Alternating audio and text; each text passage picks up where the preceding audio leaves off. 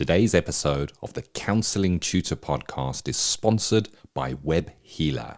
You're a counsellor in private practice and you need a website, or you've got an existing website which you need help with. Web Healer are offering Counselling Tutor Podcast listeners, that's you, £100 off the cost of a website design and build. Now, Web Healers specialise in websites for counsellors and psychotherapists. It's what they do.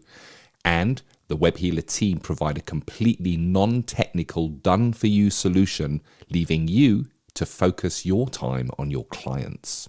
Operating for 20 years, Web Healer are a trusted resource amongst counsellors when it comes to getting your practice online. So get the package details and claim your £100 off coupon for your new website by going to counsellingtutor.com/website. That's counsellingtutor.com/website. Hi, I'm Rory and welcome to episode 303 of the Counselling Tutor Podcast. I'm delighted to catch up with Claire Goodwin-Fee, who has a postgraduate diploma in integrative counselling, postgraduate diploma in clinical supervision, and a level 2 and 3 in EDMR training. She also has a very, very impressive CV. Today, Claire will be speaking about her role as CEO of Frontline19, an organisation that provides confidential psychological support services for people working in the NHS and frontline services in the UK. So with that said, let's get on with today's episode. Welcome to the Counselling Tutor Podcast, the must-listen-to podcast for counsellors, psychotherapists, and counselling students. Here are your hosts, Rory Oakes and Ken Kelly. Hello and welcome to Counselling Tutor Podcast. It's episode 303. Rory and I are delighted to welcome you here today for our 3 topics. Starting off with our ethical sustainable practice, where we dive into safeguarding clients when you are counselling using online or telephone or technology. We then move into Practice Matters, and as Rory has already introduced, Claire Goodwin-Fee, the CEO of Frontline19, who's going to be speaking to us today. And then we move on to our student services, where today we're going to be looking at how you might go about getting the best books, buying the books and getting the resources in order for your next leg of your studies. But starting us off, a really important topic, Rory, that you've chosen here today, safeguarding clients when counselling using online technologies or the telephone. Yeah, absolutely, Ken. And, since COVID-19, all those years ago, it seems like an eternity ago, doesn't it, when we're in lockdown? The world of counselling has changed, and it's changed quite significantly.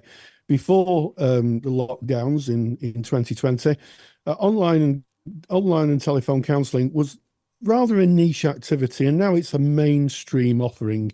A lot of therapists have hybrid practices where they may see people in the room, may see them online. In fact, some may even be more hybrid than that. What they may very well do is they may see clients in the room and then, because of client commitments, see them online as well. Now, when you're counselling in the room, it's fairly straightforward. Client comes in, client sees you, and if anything happens, if the client becomes unwell, you could call emergency services or some support to your counselling room. Maybe you work from home, and the client can get the help they need. But if you're working online, that becomes quite a difficult task. It needs to be thought out in advance. So the first thing is pre-session preparedness. And I think that it's really important that right at the beginning, when you're working online, you do a discovery call, send out an information pack, and get the client to tell you where they are, what happens in an emergency, and also if they can nominate someone who knows they're having therapy that you can call in an emergency. And that really should be done right at the front end, right at the beginning, before you even make contact with the client. Because if you think about it, if you're working on a video platform and the client becomes unwell and faints, what do you do? Yeah. How do you deal with that? it could be very, very serious, couldn't it, Ken? Indeed, and this is a serious topic, and it's we've spoken about this before, where we may think because we're trained in face-to-face in the room counselling that is easily transferable into working online, but there are some differences, and what we want to be doing is thinking about what those differences are, preparing for them before we meet them, so we don't get caught out by surprise. I put together some learning outcomes for our chat on this today, Rory, starting off with what you're already been covering here. So I've got 4 points on this. The first one, understanding the necessity of risk management when you're working online, which you've covered beautifully there. Secondly, identify the components of an effective risk management plan. And then thirdly, recognize the challenges associated with online and telephone therapy in assessing risks. It's not as easy or as straightforward as it may be in the room. And then how you, for your counselling practice, can develop strategies for managing risk clients when you're working remotely. So we've kind of looked at the importance of that risk management, and I guess it brings us on to what a risk management plan might look like. And I'm going to cover 3 things here. The first one being an intake form, then secondly, really reviewing regularly what the client is bringing and where they find themselves, and then thinking before you meet with this client, what is your confidentiality and disclosure policy going to look like for working online? Is it the same as face-to-face and in the room, or do we need to kind of change that slightly? And I think that intake form is a really good starting place, because it's where we have that first contact and we're able to ask questions and gather information on who this client is, what their history is, what their current behaviors are, and we can ask them if they have any known risks that we should know about, and that information kind of might guide us in where we go with the client. And then of course regularly reviewing that. So maybe the client presented and they didn't show any high risks, but they may in the sessions kind of bring up a topic which sets off that little alarm, Rory, where we kind of go, oh, hold on a second, that seems to be stepping into a risk type of area. So that regular reviews and maybe contracting with the client, that if anything comes up that you will maybe delve a little bit deeper into that. So explaining that you the necessity of kind of assessing risks and then revisiting that. And then of course there's the confidentiality and disclosure. So it's going to be in your contract of when you break confidentiality. Now, you may be working to an ethical body, and you will see there where you have to break confidentiality because of legislation. You may have within your practice or within the agency you're working times when we need to break confidentiality, which would be in the contract. But now if we're working online, it makes it a little bit more tricky, because we're working remotely, so we maybe are not able to refer into or manage that confidentiality as we would in an agency or a local setting. And we need to understand what services need to be put around that person and to be able to hold them, I guess, Rory. Yeah, absolutely. And I think that speaks to local resources.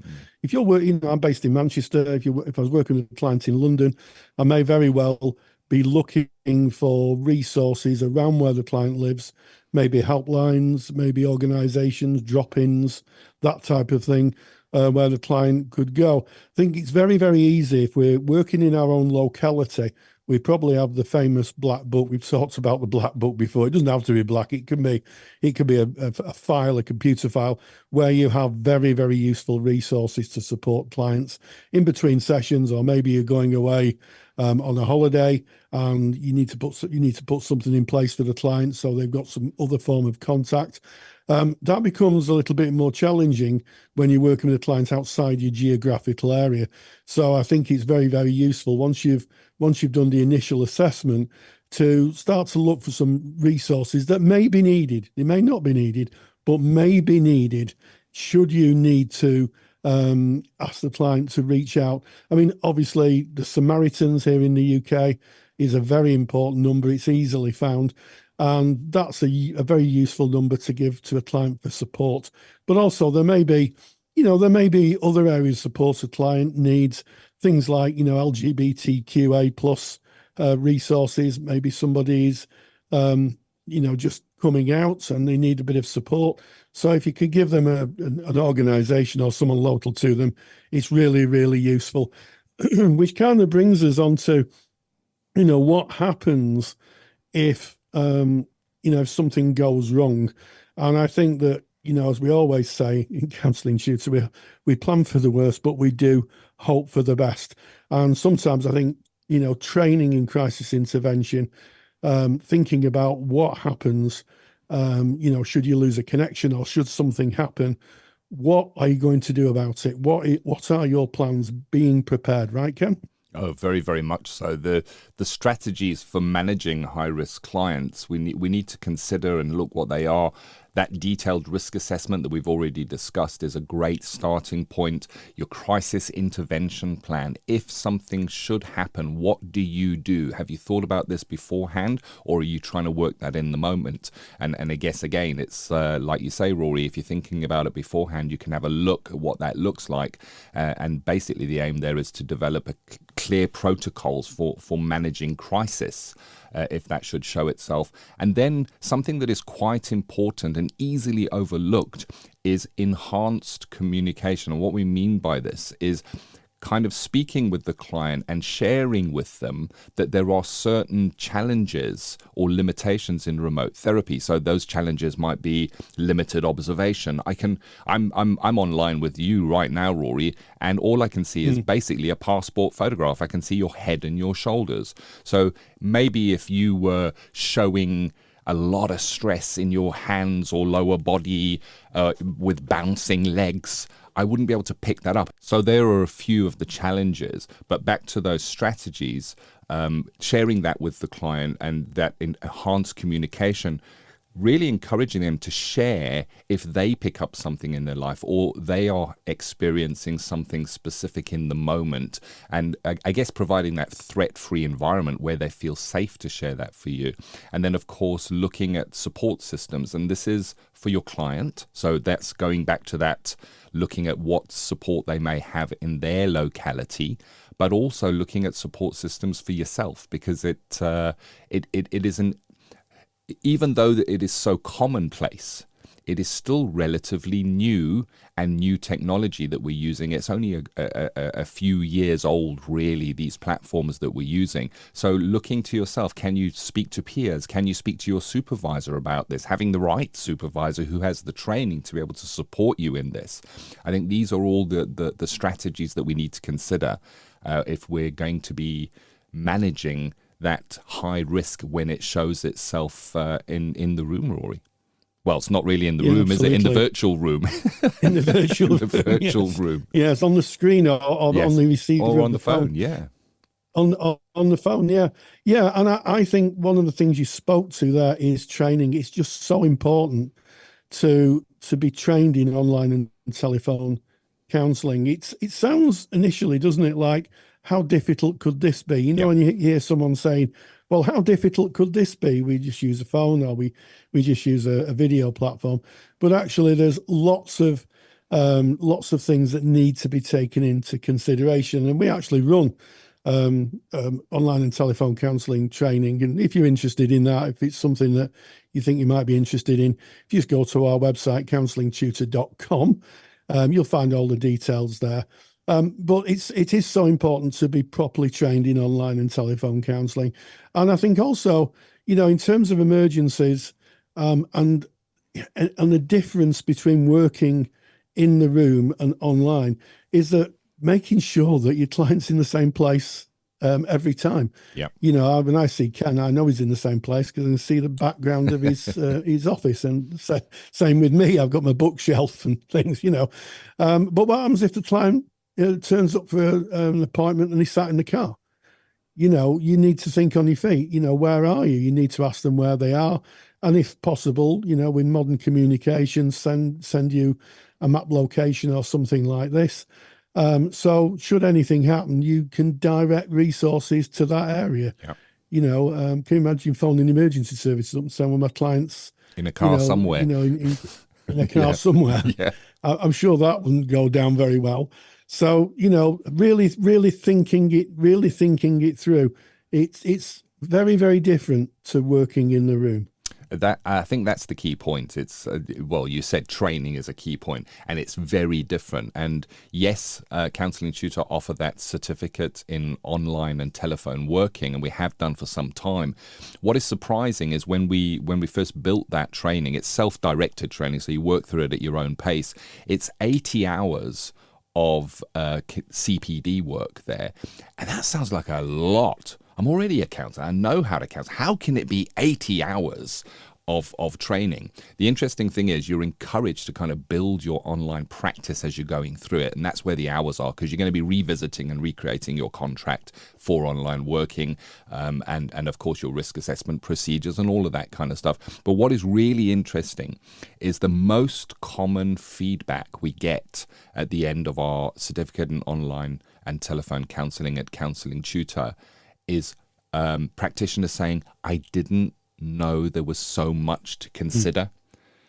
And that's the thing. We don't know what we don't know. And that's why we're called to do CPD and training, because by doing CPD and training, it kind of takes the blinkers off and it shows us what we don't know and informs us in best service of our clients. So 2 things here. Number 1, there is a absolutely fantastic super duper handout which is going to cover all those learning outcomes that we started with, the understanding the necessary of risk management in counselling, identifying the components of an I can't speak today, Rory, of an effective risk management plan, recognising the challenges associated with online and telephone therapy and assessing client risk, and of course developing your strategies for managing high-risk clients in remote counselling sessions within your practice. So that handout is available for you. All you need to do is go to counsellingtutor.com, click on our podcast tab. This is episode 303. That's nice and easy to remember, 303, and you can download that. It's free of charge. And of course, if you are interested in our certificate in online and telephone counselling training, just go to counsellingtutor.com. It's on the front page. So there it is, Rory. Risk management in counselling, ensuring client safety in a remote setting. So important. And now we move away from our ethical, sustainable practice and right into practice matters. Rory, you're always reaching out, speaking with experts within their field, and you had a chat with Claire Goodwin-Fee, the CEO of Frontline19, and you're going to bring us that chat today. Yes, I'm always struck with inspirational stories, and I think Claire's story doesn't get any more inspirational. She is the daughter of a frontline worker who saw the difficulties and the unique challenges that frontline workers, I'm talking about colleagues in the police, the ambulance service, the medical profession, see, and certainly they saw during the COVID crisis, and she started up her own organisation called Frontline19 to help support those people who work in the frontline. So, those people who sometimes are the silent heroes of our society. I caught up with Claire, and this is what she had to say. Practice Matters is proudly sponsored by the Counsellor CPD Library. To access top quality, relevant continuing professional development for your practice that you can do at a time that suits you, and all for less than the price of a cup of coffee, visit counsellingtutor.com. Perhaps the unknown heroes of our society are frontline workers, those who may work as paramedics, fire officers, police officers, nurses, doctors, those people who work with trauma and making very difficult decisions on a day-to-day basis. And this is why I'm delighted to be speaking to Claire Goodwin-Fee, who is the CEO of Frontline, a charity which supports frontline service personnel access therapy. So Claire, thank you so much for being on the podcast. Thank you so much for having me. So what is Frontline? What is Frontline?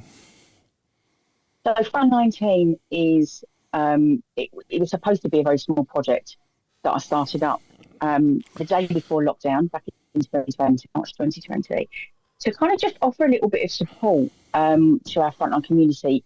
I come from a frontline background, worked in social care, my mum worked in social care, My dad was a police officer for years. So I kind of had an idea about the pressures. But I think my dad was very, very ill in King's College in London and was in a coma, and the staff were amazing.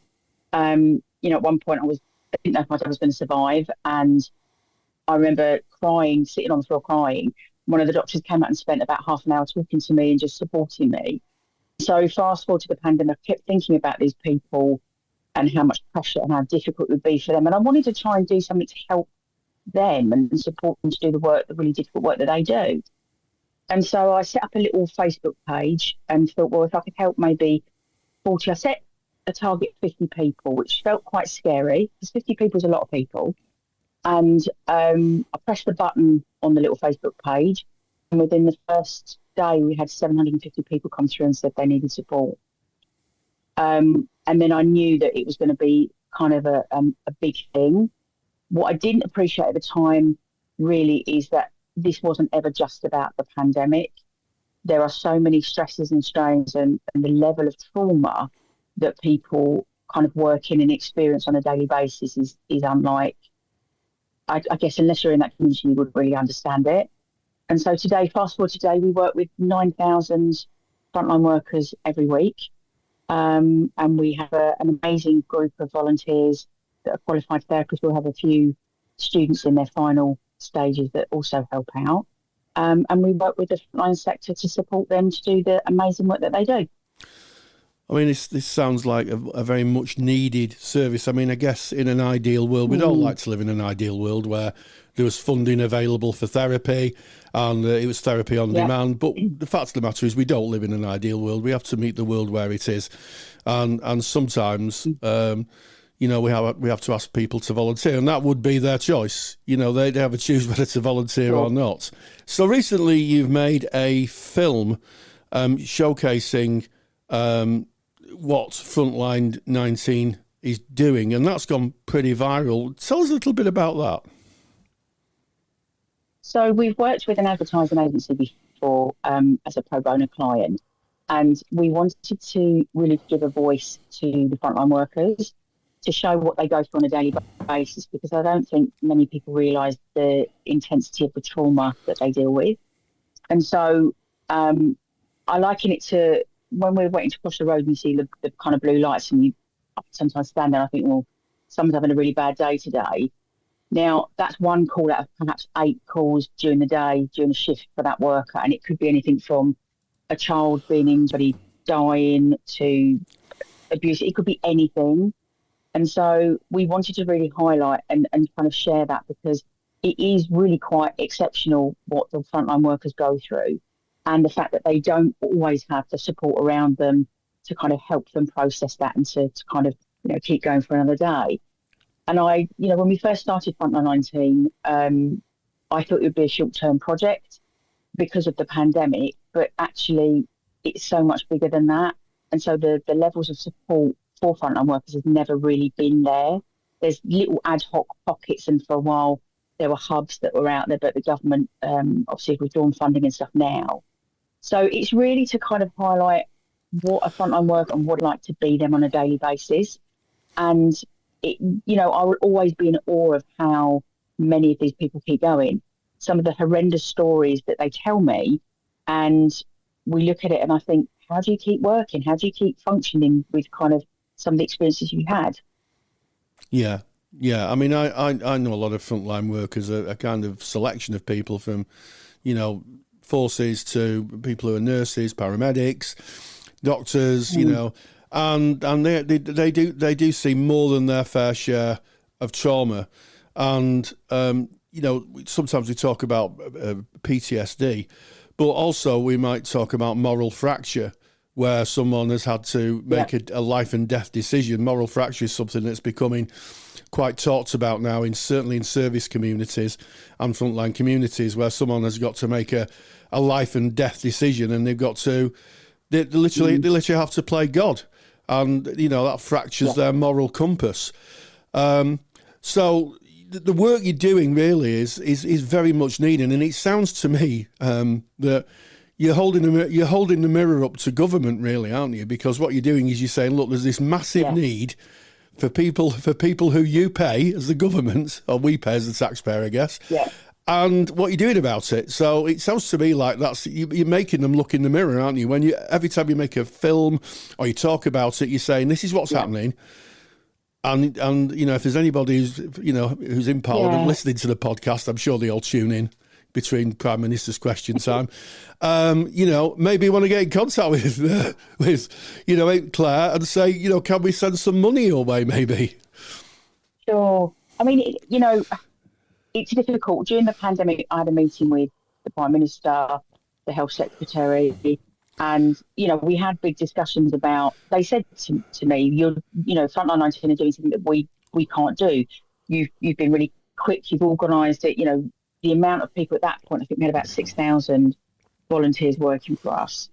And just to be clear, I've always wanted to kind of look after our volunteers. So we give them a package. So it's not just a case of us taking the time. They give us an hour a week and we give them supervision or paperwork. We give them really extensive training, so safeguarding.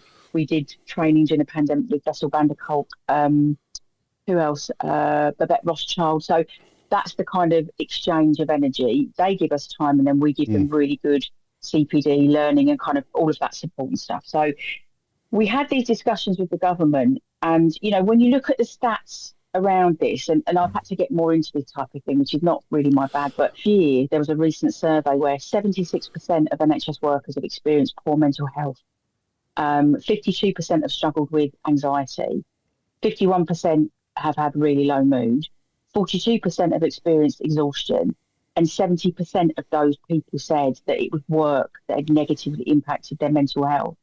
And so the upshot of that was 1 in 4 frontline workers within the NHS had considered taking their own lives in the last 12 months. That's a shocking statistic. It is absolutely shocking. And the thing is, that's just what we know about, because this community, the unusual thing about this community, and I guess this was a huge part of my learning, is that the community is very secretive.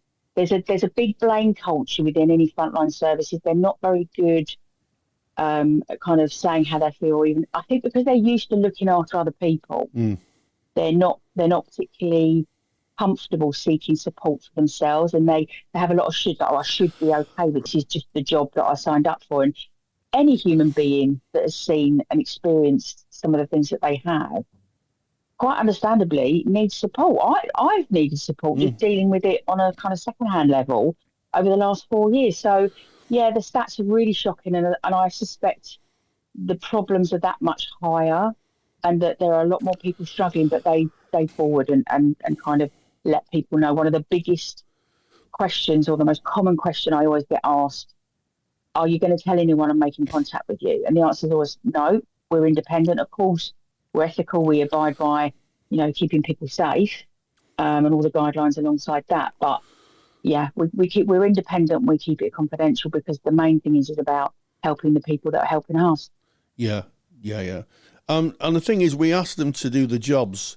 I think sometimes my father was a soldier, and we ask people to do the jobs which we might not want to do ourselves. We may turn our face away from. Absolutely. Unless you've done it, I think unless you've done that type of work, you really the general public haven't got any idea of what you have to what frontline workers have to face on a day-to-day basis. And it's not just what we would think as the usual things. It's hostility from the public. It's it could be hostility within organisations. And it can also be that prevailing idea of the work being done is somehow low value. That it's a very low value work. Where in fact you would change if you held that opinion. If someone held that opinion, they may very well change it. Should they need a paramedic or a fire officer or a police officer in an emergency, I'm sure they wouldn't be saying, "Oh, it's low value work." Then. So it sounds to me like very, very, very, very important work. So if someone decides to volunteer for you, what is the procedure? What would be the next steps? So you go to our website and there's a form that you can fill in to just kind of put what your experience is and kind of maybe some of the hours that you can, or the hour that you can offer. And then we go through a process, so we check that people are qualified, that they are part of a membership body, because obviously we have to be mindful of the community that we're serving are quite vulnerable. So we have to make sure we had conversations during the pandemic with people offering support that perhaps wouldn't be the best people to help this kind of community. So yeah, you go to our website, you tell us, a little bit about yourself and what you can offer, and then we get in touch and we check kind of your paperwork and make sure that we're a good fit for each other. And then we have some training that you can do, and then you're off and running. But we're always available for support, so that if somebody has a safeguarding query, they can come back to us. And it's a very simple process, but one that we've worked really hard on to make as easy as possible, so that people can kind of do the work and it's not bogged down. And we want to make sure our volunteers feel supported at all times, because I think that's important too, because they don't always feel supported. Yeah, so if you want to help the people that help us, the kind of unsung heroes, if you pop across to the website, we'll put a link in the website, and if that's something that's interests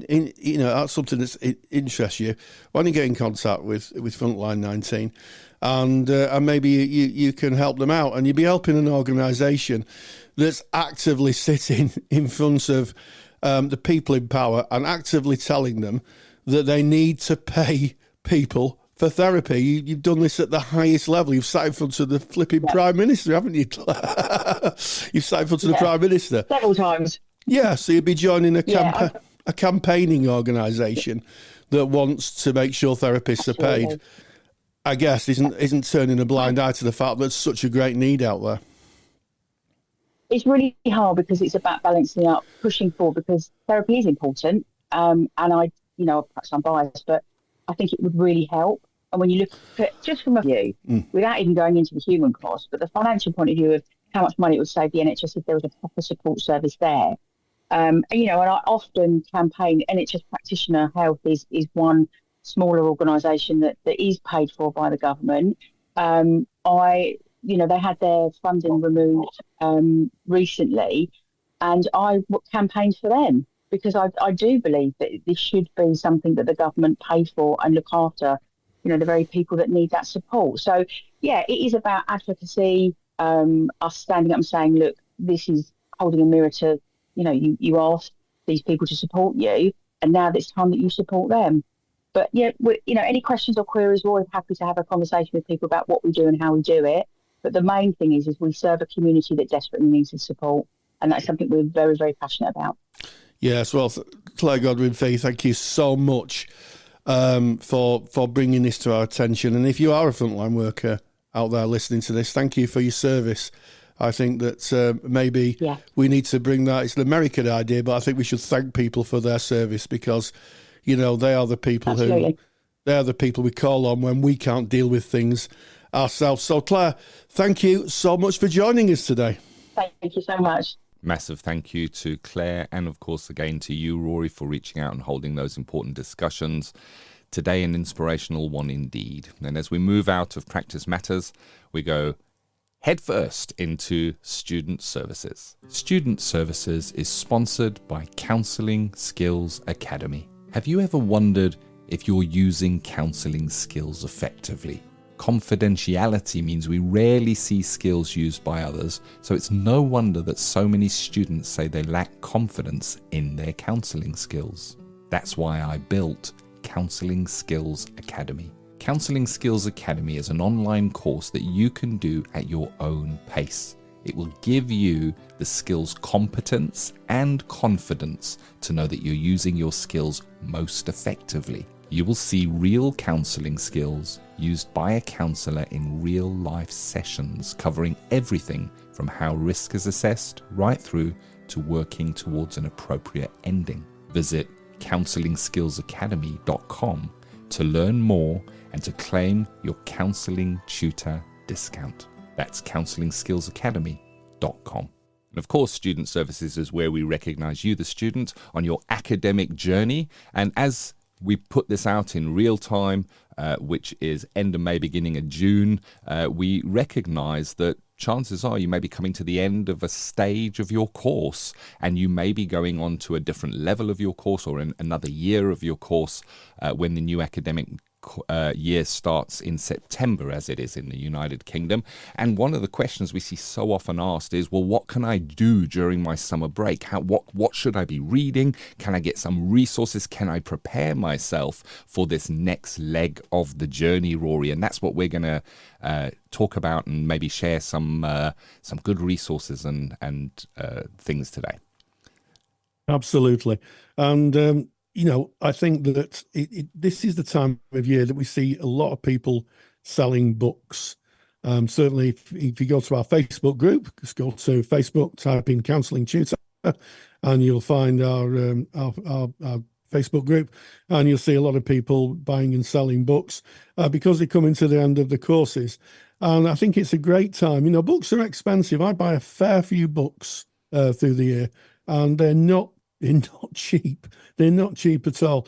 So I think there's a real good opportunity to pick some books up.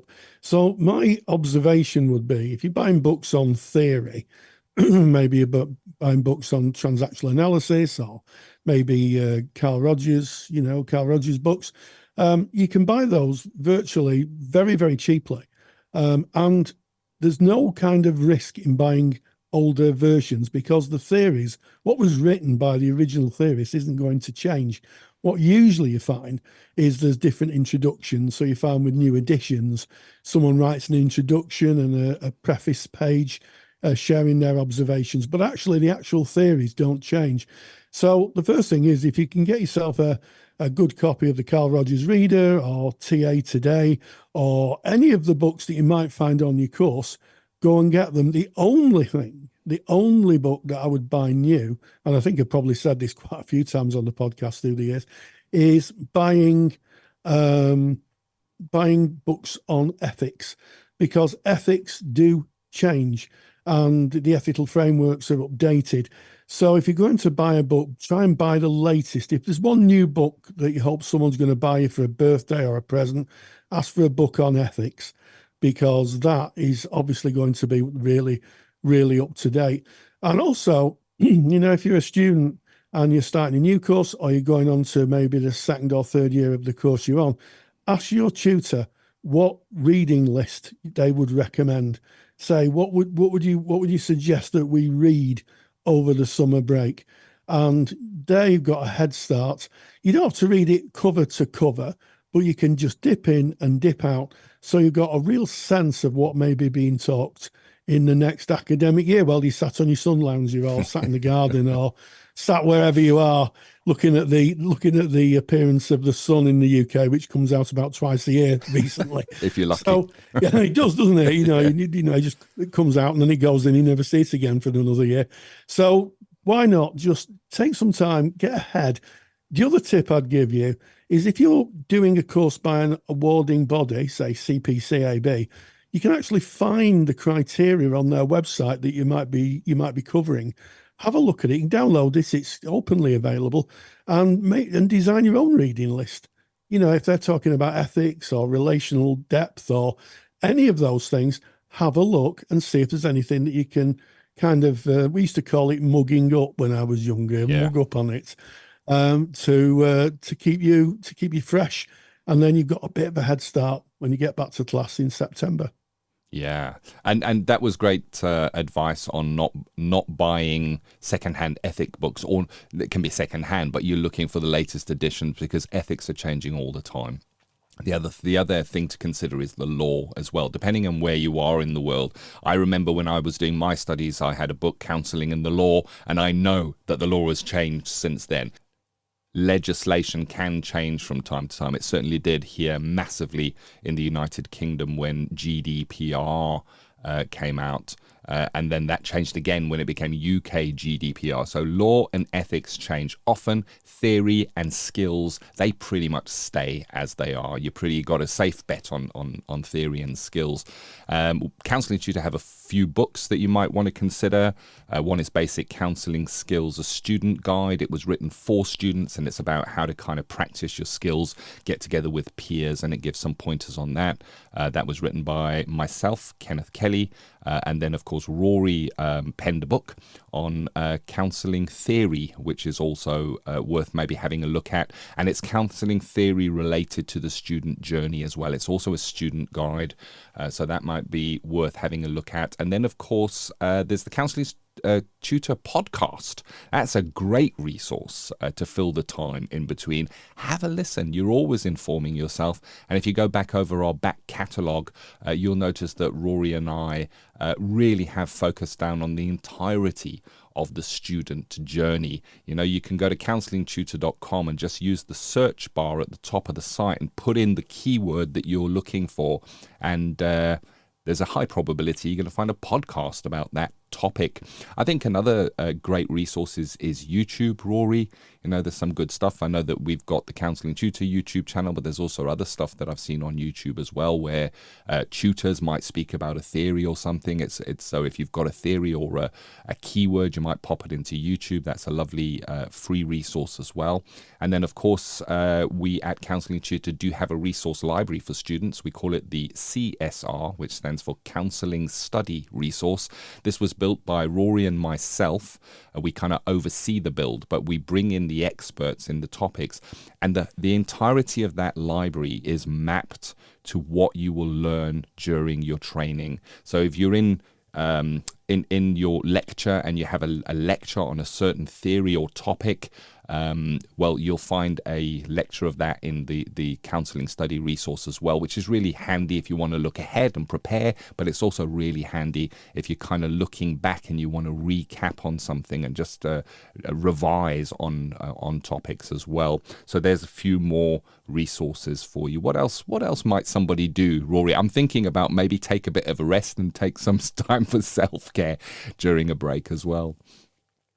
Yeah, absolutely. I mean, I think that, I can remember when I was a student, Ken, and certainly when I was a tutor, starting to breathe a slight sigh of relief as I saw the days get lighter and the academic term get shorter, knowing that we'd be catapulted out of the end for a little bit of rest and recuperation. And I think it's really important, if you're in client work, gaining those hours is important, but make sure that you do get some downtime, because it is a very demanding profession, and it's also the courses are very, very demanding. I've had a number of people say to me they've done degrees in lots of other things, but they found doing a level 4 in counselling the most demanding endeavour they've ever engaged in, and it is very, very full on. There's so much to learn in what seems to be such a shorter time. So make sure that you take the time and seek out, certainly if you're in the UK, that very elusive ball of sun in the sky, which we only seem to see twice a year. I'm seeing a pattern in today's podcast, Rory. You must have seen some sun and it's probably gone again. So looking at self-care is a great exercise, and there are some nice books that kind of cover the topic of counselling, yet they're not theory or deep dive into counselling. Why Does the Cage Bird Sing is a beautiful book. Counselling for Toads is another beautiful book. There's a number of them, and I think if you look on Facebook in Counselling Tutor Facebook group, you'll see it mentioned often what people are reading and what they're getting from that. And there's also some television programs that cover counselling in a light-hearted way as a story rather than a piece of theory, and it's fun to watch and kind of surround yourself with counselling thinking, but without the deep academic dive of having to note all that. And I guess it just builds our frame of reference, Rory. It just strengthens that. Yes, it gives us a reflexive and to some extent a reflexive kind of model to work to, and also just to reflect on the journey you've taken. It's not an easy journey to become a counsellor, and I'm sure there's lots of people who are listening to this podcast nodding their head furiously. So if you are just taking some time, just take some time for yourself. Just kick back, do the things that you like doing. There is a little. I know I should take this advice myself, but there is more to life than counselling.